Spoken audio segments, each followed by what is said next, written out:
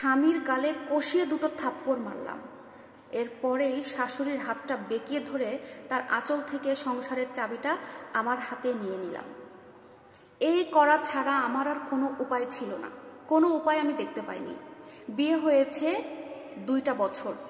2টা বছর বিয়ে হওয়ার পরে আমার শরীর এত পরিমাণ মায়ের দাগ আছে যেটা আপনাদের দেখালে আপনারা বিশ্বাস করতে পারবেন না, যে একটা মানুষকে এতটা ভাবে নির্মমভাবে অত্যাচার করতে পারে শাশুড়ি।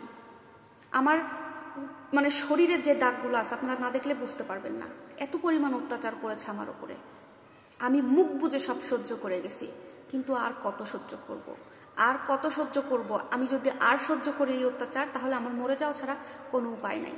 মুখ বন্ধ করে স্বামীকে ভালোবেসে সম্মান করে শাশুড়িকে সম্মান দিয়ে ঘর করতেছিলাম।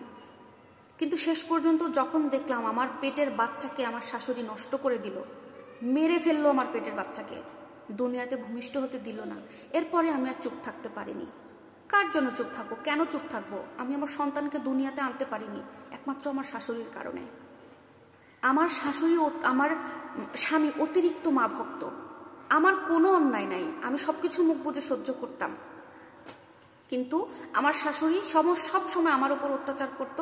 এরপরেও আমার স্বামী বাড়িতে আসলে সবকিছু কান ভাঙিয়ে আমার স্বামীকে বলতো। আর আমার স্বামী বোকার স্বর্গে বাস করত, একটা কাপুরুষ ছিল। ওর মা যেটা বলতো সেটা শুনে সে আমার উপরে আবার গায়ে হাত তুলতো। আমি কত সহ্য করব? সব সহ্য করতাম। যদি আমার সন্তানটাকে ওরা পৃথিবীতে আসতে দিত, সব সহ্য করে নিতাম। কিন্তু আমার পক্ষে আর সম্ভব না।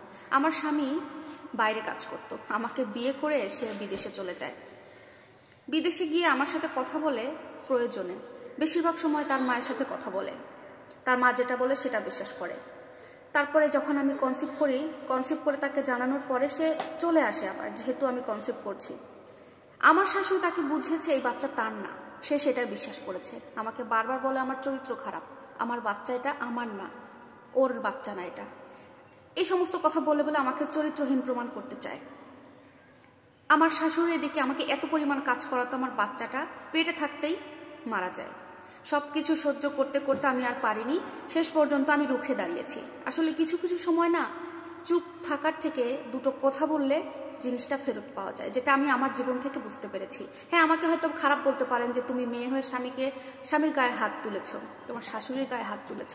এটা করা ছাড়া আমি আমার সংসার বাঁচাতে পারতাম না। বিশ্বাস করেন, আজকে আমি আমার সংসারে সুখী শুধুমাত্র একটা দিন আমি ঘুরে দাঁড়িয়েছিলাম। 2টা বছর শাশুড়ি এবং স্বামীর হাত থেকে মার খাওয়ার পরে একটা দিন শুধু ওদের বিরুদ্ধে রুখে দাঁড়িয়েছি।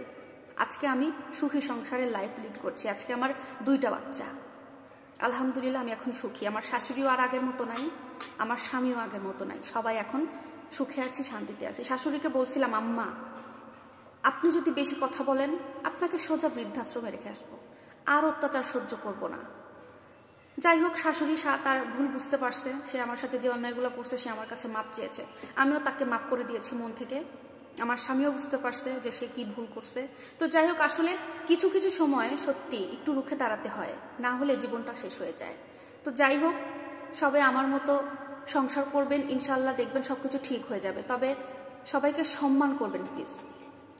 সুপ্রিয় দর্শক, এই কাহিনীটা একটা বোনের ছিল এবং আমার প্রথমে খুব খারাপ লেগেছে যে আসলে স্বামী তো অনেক শ্রদ্ধেয় জিনিস বা শাশুড়ি অনেক শ্রদ্ধার জিনিস, শ্রদ্ধার মানুষ, এনাদের গায়ে হাত তোলাটা কিন্তু আসলে খারাপ দেখায়। বাট উনি যে পরিস্থিতিতে আসলে তাদের গায়ে হাত তুলেছে, খারাপ হলেও যাক, একটা খারাপ কাজের জন্য যদি সারা জীবন ভালো থাকা যায়, তাহলে আমার মনে হয় না এটা উনি ভুল করেছে। এখন আপনাদের কি মতামত অবশ্যই জানাবেন এবং আপুটার জন্য কিছু একটা লিখে যাবেন, উনি ভুল করেছে না খারাপ করেছে, এখন উনি সংসার জীবনে বেশ ভালো আছে।